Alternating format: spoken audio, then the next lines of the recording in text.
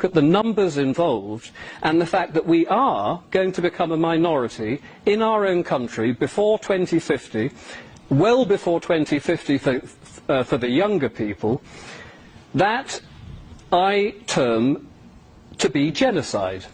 And I'm backed up again by the United Nations definition on genocide, which quite specifically says, in the present convention, genocide means any of the acts committed with intent to destroy, in whole or in part, a national, ethical, racial or religious group, and deliberately inflicting on that group conditions of life calculated to bring about its physical destruction, in whole or in part.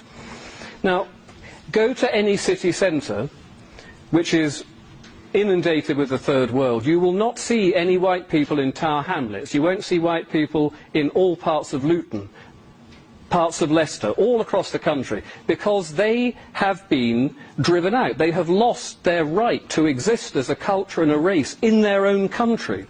This is what's happened in an incredibly short period of time, and it started from a small base. Now that small base of people, when they double, when their demographic doubles from 100,000 to 200,000, it doesn't really matter. But when you get to the point now where we've got 4 million Muslims in this country, they are going to become 8 million within the next decade, and then 16 million, and then 32 million. And we, meanwhile, are dwindling as a race. Our government is against us, our media is against us, we are losing a racial war, we are losing a cultural war, and we've lost, essentially, today, because we're standing up now trying to do something about it, but we are not helped by our own people who are running our government and running our country and running our education and running our media and running our councils. They are intent on seeing us reduced to a small, servile race of people. Why they want to do this, I simply don't know.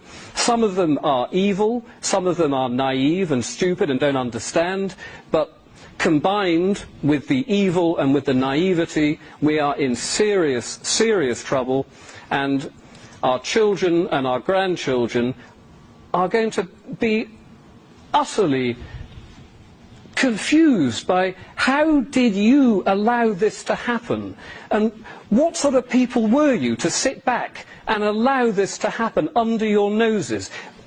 Because you were frightened of being called a racist? Really? One word has made you sit back and do nothing while your country was ripped from underneath your feet? You have got to be joking. But we're not joking. We are trying to do something about it, but our government, the European Union, the United Nations, they are intent on ripping our country and our culture out from under our feet, and it is so important that we are not allowing ourselves to be called a racist if we stand up and say, I want to protect my country, I want to protect my culture, I want to protect my race.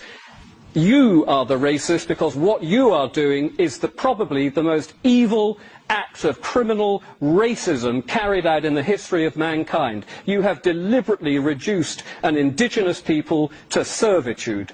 They are the racists. The left liberals are the racists. We are decent, proud patriots, and we should be very proud of ourselves, and we've got to keep fighting this until we win. Thank you very much.